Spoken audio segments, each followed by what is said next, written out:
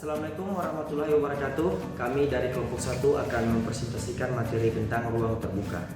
Ruang terbuka adalah ruang-ruang dalam kota atau wilayah yang lebih luas, baik dalam bentuk area atau kawasan maupun dalam bentuk area memanjang atau jalur, yang dimana dalam penggunaannya lebih bersifat terbuka yang pada dasarnya tanpa bangunan.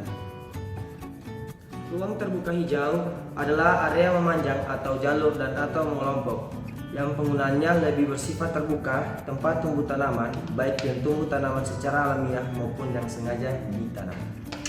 Ruang terbuka non-hijau adalah ruang terbuka di wilayah perkotaan yang tidak termasuk dalam kategori ruang terbuka hijau, berupa lahan yang diperkeras maupun yang berupa badan air.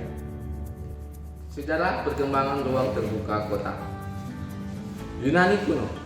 Agora merupakan ruang publik pertama di Yunani, sebuah link simbiosis di antara ruang-ruang dan kehidupan perkotaan Yunani kuno. Agora juga sebagai bagian elemen fisik kota Yunani, di mana terjadi interaksi sosial masyarakat terhadap lingkungan sekitarnya. Di Agora ternyata bukan hanya sebagai ruang publik kota, tetapi juga merupakan zona pusat kota sebagai jantung kota. Kemudian Romawi kuno. Dalam kaitannya desa ruang publik, Romawi meminjam banyak dari Yunani dan menghasilkan beberapa kota yang memiliki arsitektur menarik, yakni dengan dibangunnya forum. Kategori ruang terbuka kota. Menurut bentuk dan aktivitasnya, ruang terbuka kota dapat dikategorikan menjadi 3. Yang pertama, ruang terbuka hijau. Suatu lapang yang ditumbuhi berbagai tumbuhan pada berbagai strata, mulai dari penutup tanah, semak, perdu, dan pohon. Yang kedua, plaza. Plaza merupakan bagian dari pengembangan sejarah ruang publik kota. Fungsi yang sesuai untuk ruang kota jenis ini adalah kegiatan komersial atau pasar dan aktivitas budaya atau civic activity. Yang ketiga, mall dan jalan mall.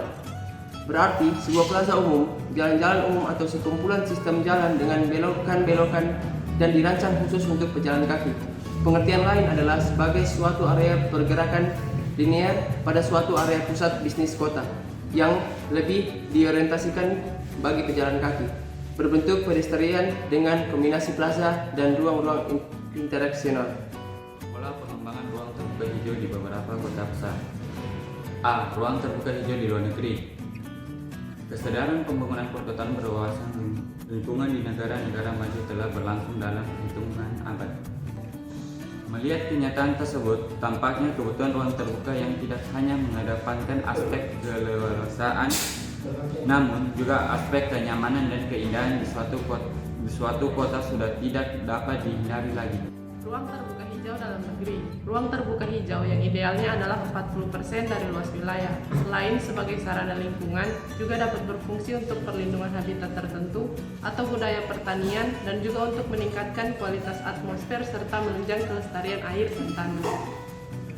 Penyediaan dan pemanfaatan RPH dalam kota dimaksudkan untuk menjamin tersedianya ruang yang cukup bagi kawasan konservasi, kawasan pengendalian air, area pengembangan keanekaragaman hayati, area pencipta iklim mikro dan pereduksi, tempat rekreasi dan olahraga masyarakat, tempat pemakaman umum, pembatas perkembangan kota, pengamanan sumber daya baik alam maupun buatan, penyediaan RPH bersifat privat melalui pembatasan kepadatan, serta kriteria pemanfaatan, area mitigasi atau evakuasi bencana, ruang penempatan pertandaan, perundangan, dan tidak mengganggu fungsi utama RPH tersebut. Selanjutnya contoh ruang terbuka, yaitu Taman Wisata Alam. Taman Wisata Alam adalah ruang terbuka hijau yang merupakan bagian dari kawasan konservasi kawasan pelestarian alam. Adanya Taman Wisata Alam ditujukan untuk kegiatan wisata alam dengan memberikan ruang bagi masyarakat untuk berkunjung dan melakukan kegiatan wisata. Selanjutnya, pengaruh ruang terbuka. Berdasarkan fungsinya terbagi atas 2. Yang pertama, pengaruh langsung. Dalam pengertian yaitu membentuk keindahan dan kenyamanan yang dapat menghasilkan untuk dijual. Yang kedua, pengaruh tidak langsung, yaitu yang berjangka panjang dan bersifat intangible. Fungsi utama atau intrinsik ruang terbuka hijau yaitu memberi jaminan pengadaan RTH menjadi bagian dari sistem sirkulasi udara atau paru-paru kota, pengatur iklim mikro agar sistem sirkulasi udara dan air secara alami berlangsung lancar, sebagai peneduh, produsen oksigen, penyerap air hujan, penyedia habitat satwa, penyerap polutan media udara, air, dan tanah, serta penahan angin.